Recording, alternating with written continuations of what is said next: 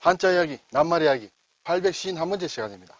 이번 시간은 우리가 정말 매일 또는 자주 쓰는 입장과 장소라는 말을 한번 살펴보겠습니다. 굉장히 평범한 말이고 너무나 쉬운 말이어서 한자 시간에 따져볼 것도 없다 이렇게 생각이 듭니다만 저 생각은 다릅니다. 따져봐야 됩니다. 네. 그리고 특히 아실만한 분은 아시겠습니다만 입장 보면 이건 일본 말이다. 흔히 말하는 일본 말 잔재다. 안 써야 된다. 이런 얘기들을 합니다. 네, 그런 것들 같이 한번 따져보겠습니다.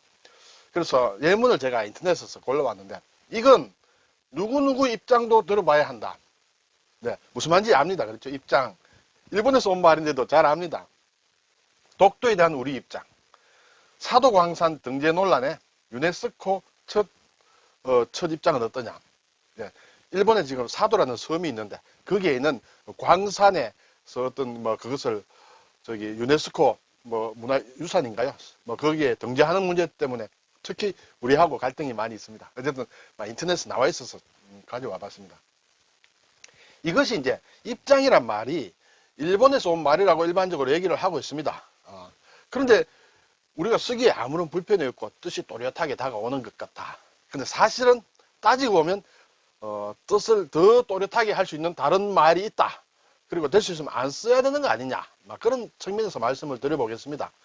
그리고 이 말을 생각하다 보니까 제가 그럼 장소란 말도 굉장히 우리가 많이 쓰는데 이건 혹시 어디에서 온 말인가? 그래서 제가 궁금해서 조선 왕조실록을 좀 검색을 해봤습니다. 그 결과를 보고 여러분이 같이 한번 판단을 해주시면 좋겠습니다. 네, 우선 입장이란 한자 말은 설립자의 마당장자입니다. 그렇죠? 쓴다. 네. 사람이에요. 근대자는 사람이 땅 위에 서 있다. 그런 얘기죠. 네, 마당장자는 흙토와 볕양입니다. 마당이 흙이 있습니다. 네, 그리고 볕양이다. 볕이 이것은 해가 떠오르는 모양이다. 해가 떠올랐을 때 마당을 아주 공터, 빈 마당을 이렇게 쫙 비친다. 그렇게 볼까요? 네, 어쨌든 여러 가지 설명들 하겠습니다만 마당장이다. 네, 입장 그러면 어떤 장소에 서 있다. 내가 어떤 장소에 서 있다. 자신의 어떤 견해, 생각 이런 걸 얘기할 수 있겠죠. 그것이 입장이다. 이런 얘기예요. 자, 사전을 보니 당면하고 있는 상황 이렇게만 생각하고 있습니다. 이렇게만 설명을 하고 있어요. 당면하고 있는 상황이다. 네. 자, 그런데 이것이 아까 말씀드린 대로 일본식 한자어다. 소위 일본어의 잔재다. 이렇게 되겠습니다. 그런데 이것은 중국에서도 자주 쓰는 모양이에요. 그래서 우리나라에서는 이것을 그대로 쓰지 말고 순화를 시키자.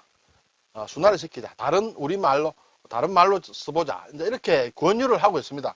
그 중에 하나들이 생각이다, 처지다, 주장이다, 관점이다, 의견이다, 견해다, 태도다. 뭔가 거의 비슷한 쪽의 어떤 말묶음 같은데 어쨌든 입장은 쓰지 말고 이런 말로 바꾸어 쓰는 게 어떻겠느냐라고 얘기들 하고 있습니다.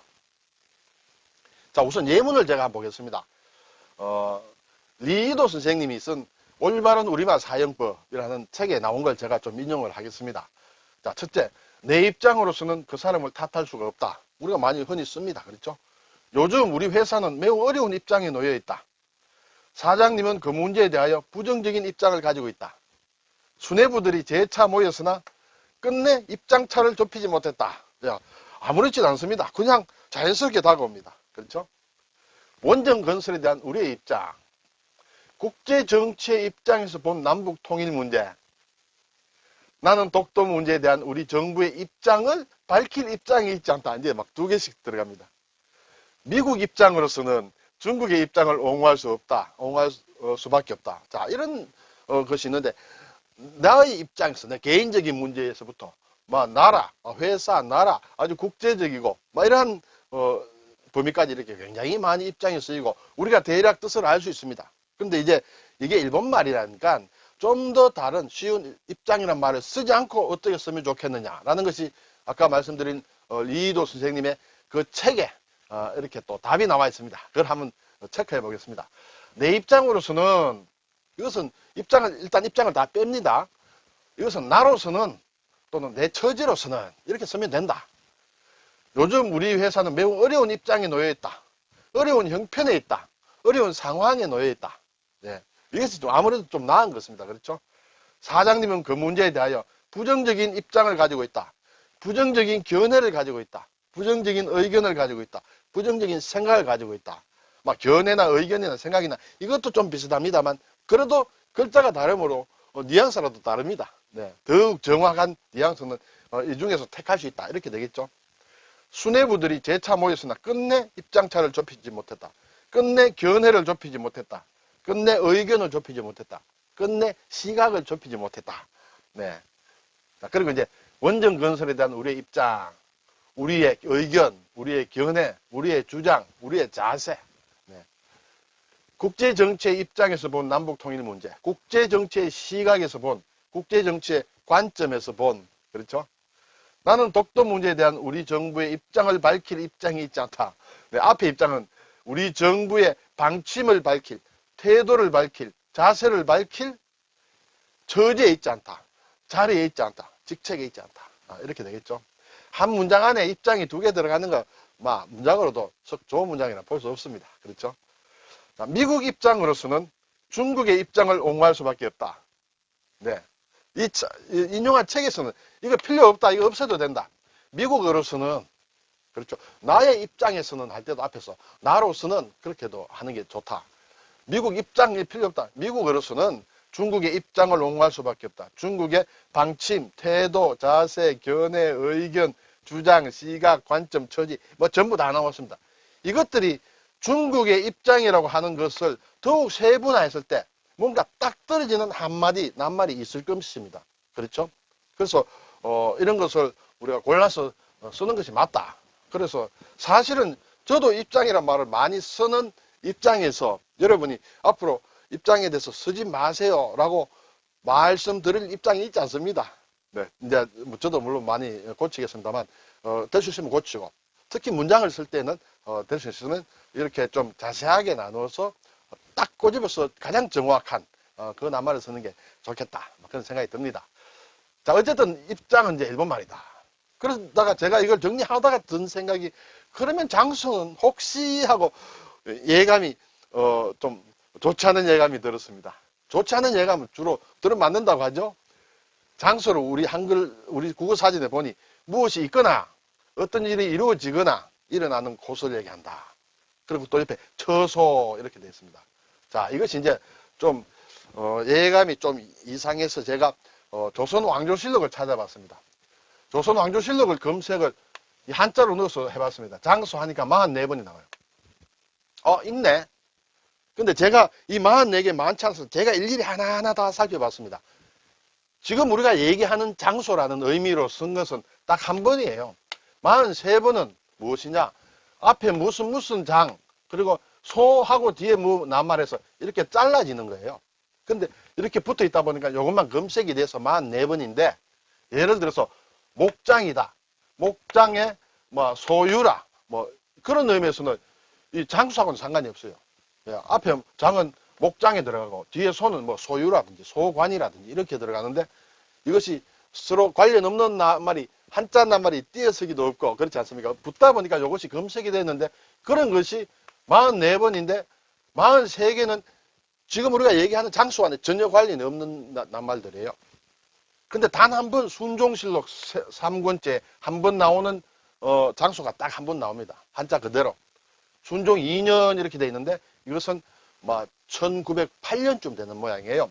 그때 딱 한 번 나온다. 조선왕조실록에 우리가 알고 있는 장소라는 말로와 나오는 한자 장소는 한 번이다.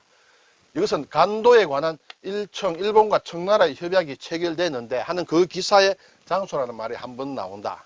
자, 그러면 장소라는 것은 상당히 평범한 말이죠. 평범한 말이고 어디에서나 사건이 있는 곳은 뭔가 표시할 낱말이 나올 것 같습니다. 그런데 왜 그 조선 500년 동안에 딱 한 번 나왔느냐? 마지막에 한 번밖에 안 나왔느냐? 그것은 합리적으로 추론하다 보면 우리 할아버지들이 쓴 낱말이 아닐 것이다. 이렇게 볼 수밖에 없겠죠. 자, 그래서 이제 앞에 보면 제가 장소 해놓고 우리 국어사전에 처소라고 되어 있었어요. 장소와 처소는 비슷하죠.